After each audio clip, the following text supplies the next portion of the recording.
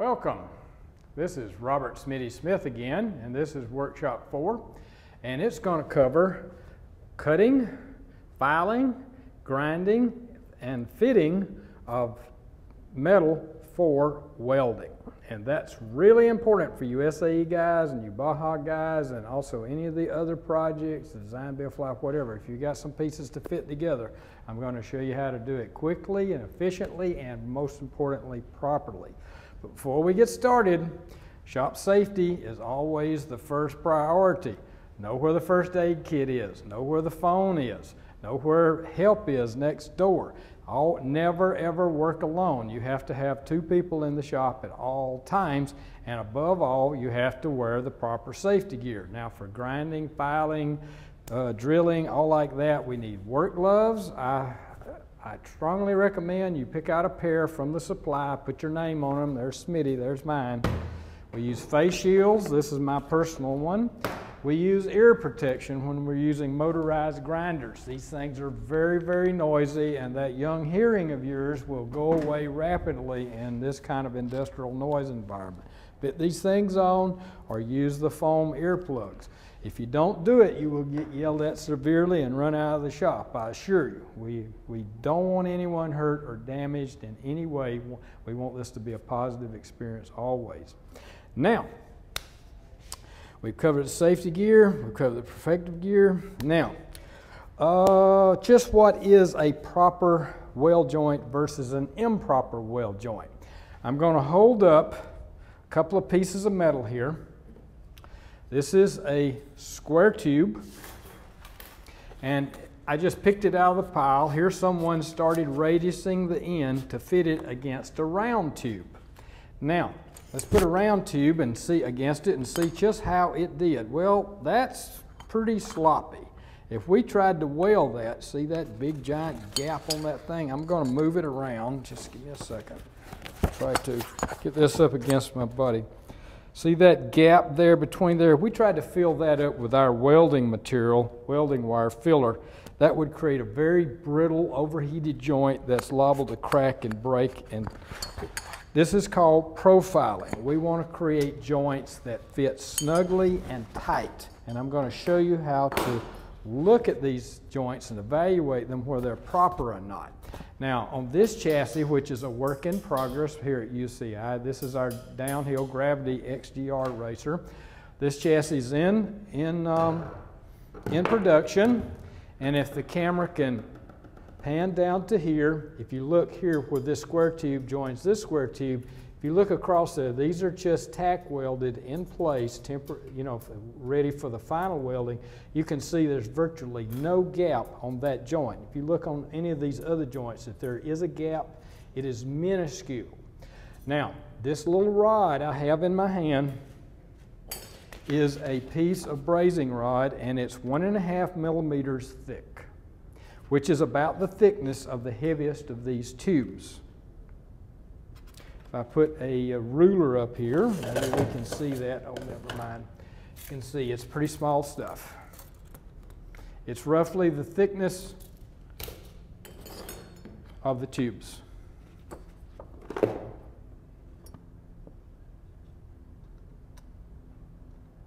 Now, this is the absolute maximum we want a gap to be, and it still be weldable.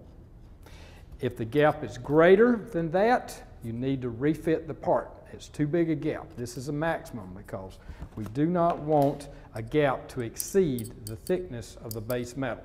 If it does, that's an inferior gap. It's subject to cracking and breaking.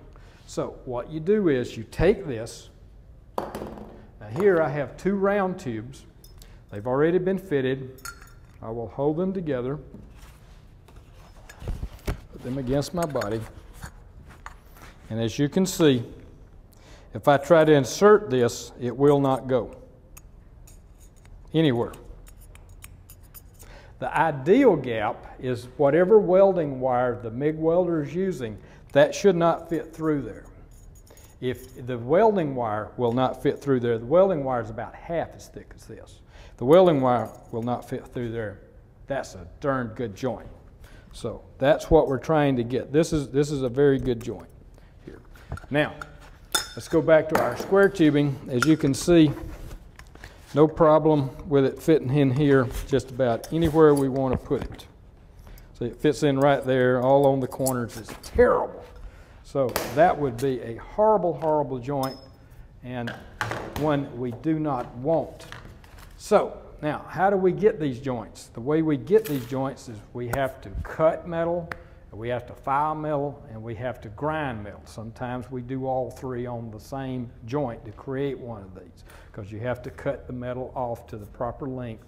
Then you have to file or grind out the shape. This is called the profile. This is profiled against this. This is the main, this is the tube, and this is the profiled end. And it fits against it. So now, to do that, we grind it out if it's a large amount of material, or we machine it out. If the machinist in your class can use mills with 1 inch, this is a 1-inch tube, so they could use a 1-inch mill bit, and they could actually clamp the tube, have the mill bit move in, and actually machine out this end. But this is slow, and we don't have enough mills nor enough time to do as many joints as on a fastener, so a lot of these have to be done by hand. Also, the mill is incapable of doing every conceivable angle, while by hand you can do any angle you want easily. Now, let me show you how to do that. So first of all, we're going to cut metal. Now, to cut metal, we always want to use our gloves. The basic tool for cutting tubing is a hacksaw. This is a hacksaw. The teeth are always orientated forward. This is a forward cutting blade. The teeth are orientated where the hook is this way. They cut on the push. They do not cut on the return. Only cuts on the push. Now, quality of the blade is important. This particular one I just picked up in the shop. I looked at it. It's a lower quality blade. It's sort of accurate, but it's not as good as the blades you really always want to use. They're called bimetallic blades. Not biplane, not bipolar like your crazy relatives, not bisexual, but bimetallic. That means they're made out of two metals. One metal gives them hardness and sharpness for the teeth. The other metal gives them ductility, the ability to flex and return. The lower cost blades, while very, very hard, are very, very brittle. And one, if they're not really hard, they don't stay sharp any length of time. Two, if they're hard enough to stay sharp, they're subject to snapping with any bind at all. These blades, which can be bought at any hardware store, these are Ace blades, bimetallic blades. Using anything less, you're just creating a lot of work for yourself, and that's totally unnecessary. This is not a bimetallic blade. Okay, let's go over here. I will clamp, this is called a chain vise, by the way. Clamp in a little piece of 1/2-inch tubing. I'm going to start with 1/2-inch tubing because the SAE first assignment class is to build a half-scale model. Since the full-scale car is built out of 1-inch tubing, the half-scale will be built out of 1/2-inch tubing. So, 1/2-inch mild steel tubing, hacksaw, cuts on the push. Now, I'm sure all of you, any of you that ever tried to use one of these, the first cut, you see people pulling them back, trying to scratch in a line so this thing just doesn't slide all over the place when you're cutting. That's not the way you do it. Pick up a file. This is a file.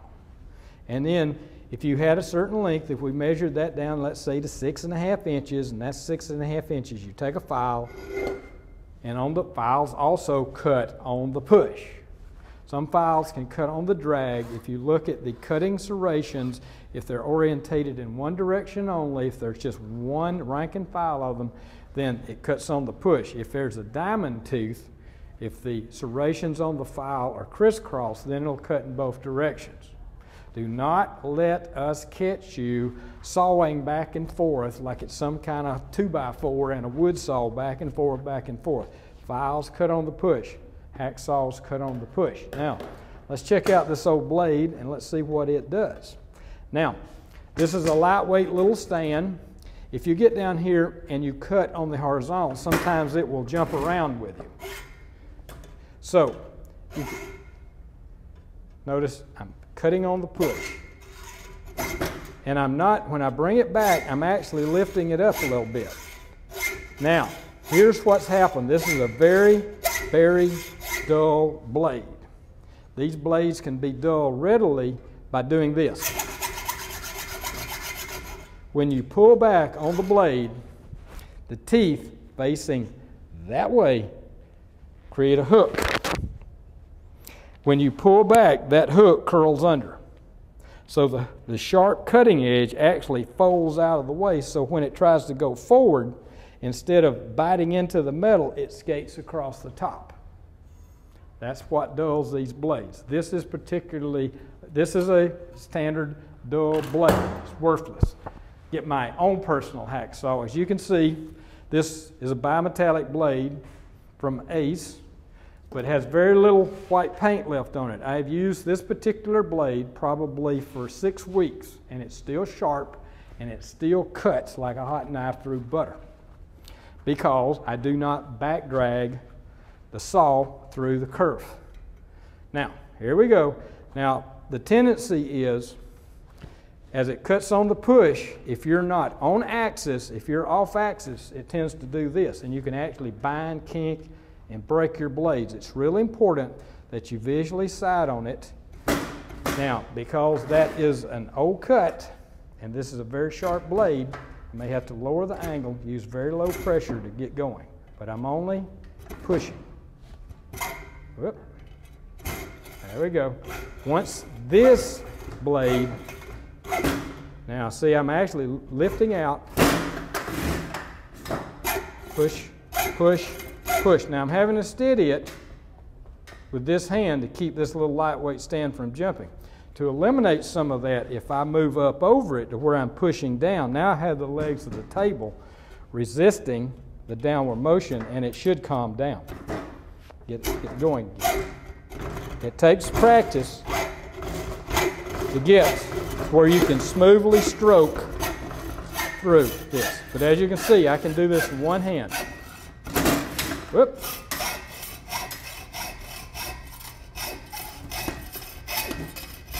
Push, push, push. There it is. Ta-da. Now, we have a rough burred up edge. You can see, get my little background, sorry, I moved fast on you there. You can see the rough burred edges on the end of the tube. We need to clean those off. And I'm going to show you how to clean those off. Fastest way, ear protection, actually, face shield. We're going to do a long shot to the back there.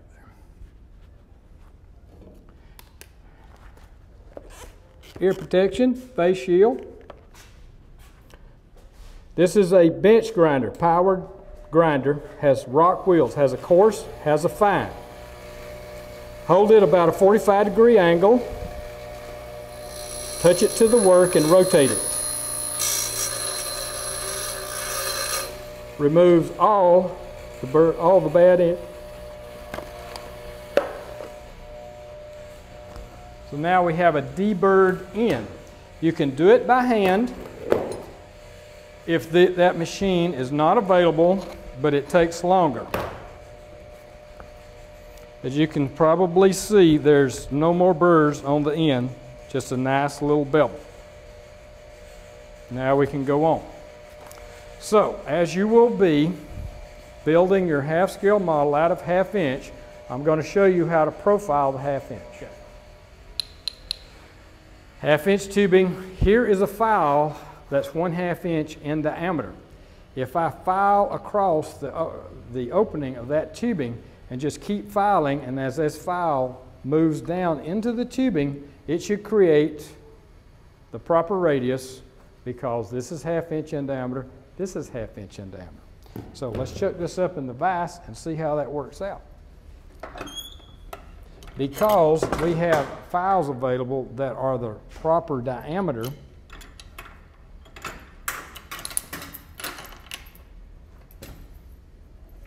it makes creating these profilings, 1/2 inch tubing, very, very simple. Now, same thing.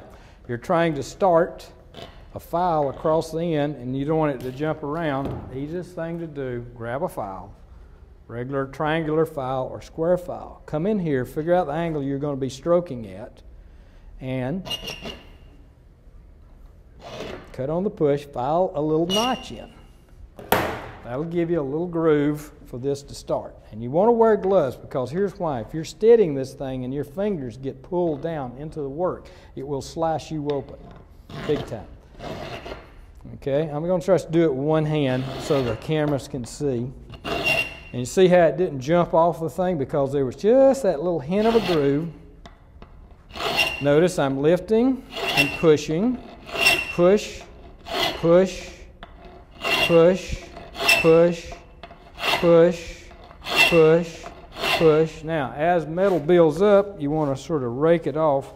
They make a tool called a file comb. It's just got a bunch of little metal fingers, and if metal starts building up in the file, you can clean it out.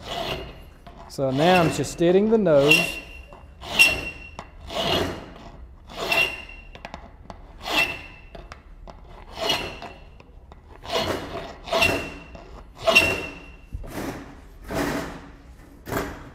Sorry, I had to move it. It's moving on me. Normally, I don't like a table this light for this work. I like heavier tables. But this one works well so the camera can see. Now,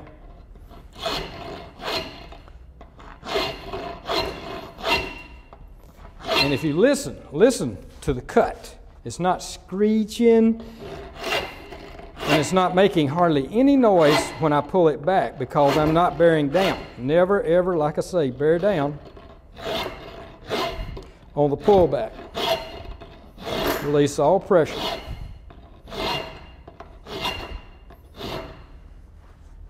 Let's see how we're coming. See, that only took just a minute or two. A little piece of 1/2-inch tubing.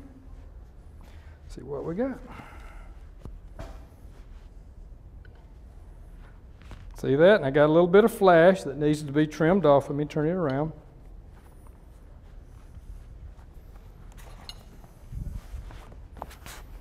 Okay, 1/2-inch tube. All right, look at that. Perfect profile. You see that? Absolutely, virtually no gap. That'll make a superior welded joint. Have to have a little bit of filing flash on the downstroke side. We can take that off easily enough with just any kind of file. Drag out the inside, clean out, deburr. It's called deburring. Just rotate it around. That's why you need gloves, so these sharp edges don't eat you up. Now we can support that, clamp it up, weld it, and we will have a perfectly profiled joint.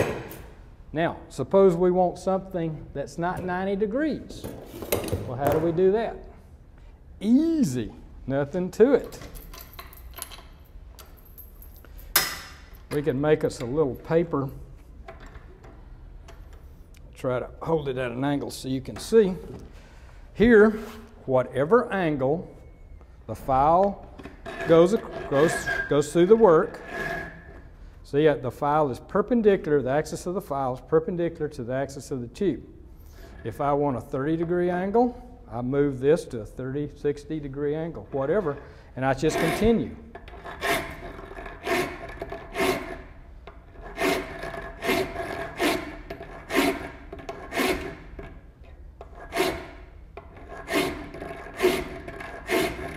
What could be harder about this, right? Just assume the angle you need it to be. And it'll just start coming in. See that? Now, it doesn't fit closely here. We have to go deeper because we didn't start out at that angle. We started out at 90 degrees, and I'm having to pivot around. So that would take more metal. If we started on the flat end, we'd almost be there. That's what you do. You use a template of some type, little drafting template or whatever, stroke at the angle you want, or draw it, and there you go. You've got it. That's how you do the 1/2 inch stuff. 1 inch stuff's a little bit more of a challenge. Now, let's come back over here to the 1 inch.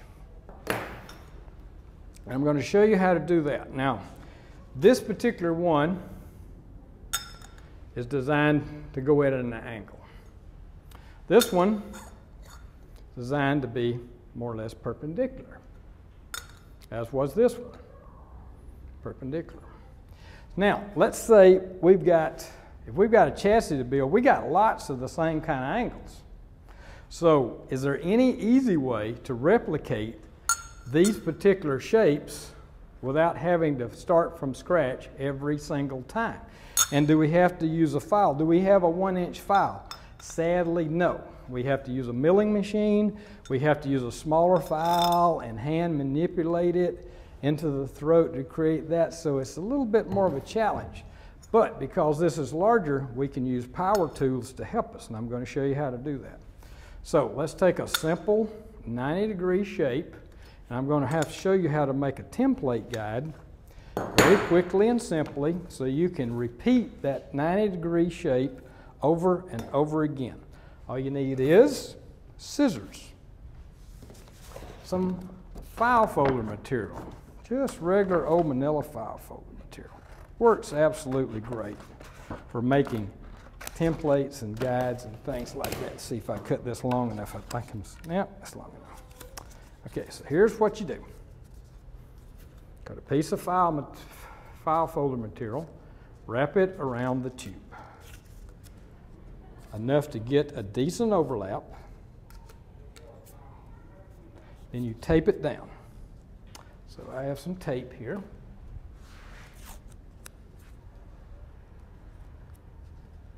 So what in the world is this going to do? Well, I'm going to show you. Grasp it firmly, slide it down, and you need either a hammer or a steel rod of some type. Now just fold the file folder material over so it folds over, tries to go off into the end of the tube. Crease it over. Another piece of tape to help it maintain its integrity. Take a steel rod, start tapping. I'm making a guide.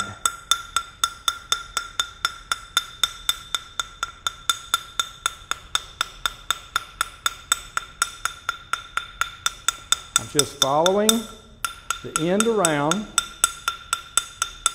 and I'm actually cutting through the little thin cardboard. See, it's tearing away there as I go. Just keep tapping, don't rush it, and don't get in a hurry and snatch it off. Just let the hammer do the work. Now, as you can probably see, now we have replicated the shape of that end in cardboard that slips over the tube. Also, pay particular note if you're using welded tubing. Welded tubing gives you an advantage that's not available in seamless tubing. That is, you have the weld mark, which gives you a perfect longitudinal reference on the tube. So, if you want to have the profile on this end to be orientated this way in the throat, that's called down in the throat here, then you can align and create an alignment mark on that weld. Line it on this one, create a mark here. Turn it around. Put your mark on the weld going the other way. Create your profile on that end, and these will be timed. It's called being timed. If you don't line these up and you try to stick them in on a support section like that, if one's going off at a different angle than the other, you've got a real problem. So you have to get these things in phase. So the profiling is not skewed around one way or the other, and it's real easy to do with the welded seam as your reference and your seam on here. So to show you how well this works, let's drop this one. Let's just go find a piece of tubing and we'll put it on it because I don't want to mess those up. La-di-da, la-di-da, la-di-da. Okay. Okay, here's a rusty old piece. That'll work just fine. No biggie. I'll just rub it off a little bit. As you can see, there's our welded seam. Let's see if we can slip our little deal on there. Now, it's got a bad burr, so I need to take the burr off.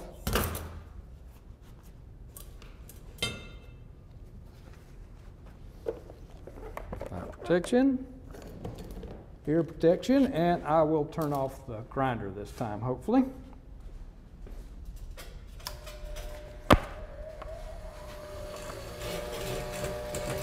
Presenting it to the wheel and rotating as we go.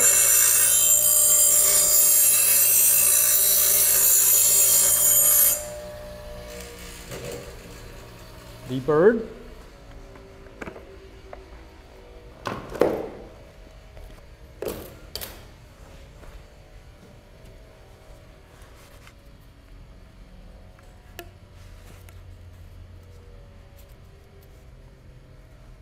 It's a little hot. Yeah, the rust is resisting it sliding on as easily as it did on the newer tube. But it will go. Just have to work with it. If I had selected a slightly less ugly piece of tubing, wouldn't be a problem. So, okay, I'm going to rotate it around, lining up my mark, slipping this down a ways. Notice it wants to turn in one direction only. That's normal because it's fitted fairly tightly. Line up my mark, and as you can see, that's the shape we need for it to fit against another tube. So let's mark that with a marking pen.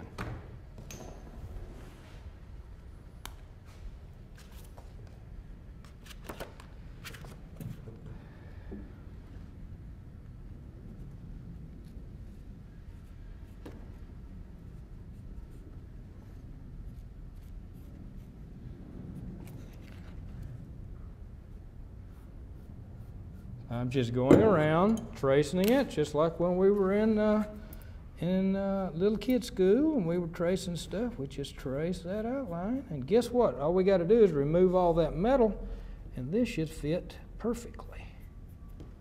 All right? Against another tube. Let that dry. There's our line. So now we can cut that out or grind that out or file that out. Now filing would take a while. So let's see if we can use a power tool here. Go back to our little chain. Tighten the chain. Flip it out of the way. Here we have a 4-inch grinder. With this, we need gloves.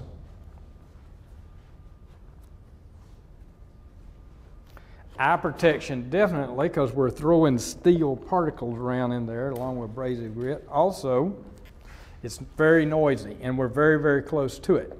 So, what we want to do is, this handle stabilizes it. This is all on and off switch. Push it forward and it's on. You want to use both hands. And what you want to do, you want to use the edge of the wheel. You want to make sure you're using a wheel designed for grinding metal, not one designed for concrete or whatever. And we want to just remove the metal.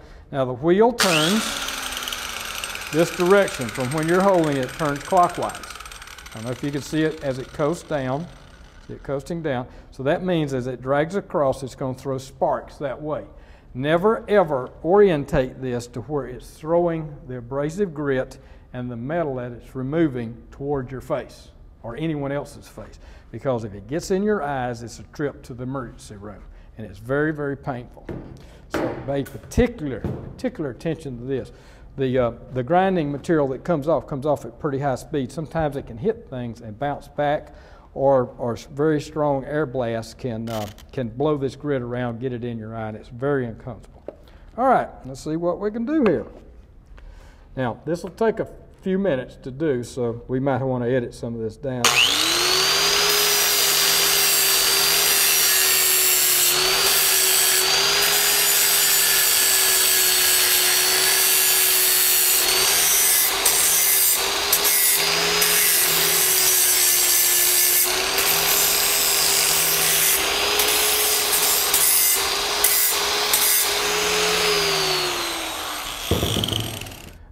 Okay, now just remove some of the flash, and I'm going to do a trial fit.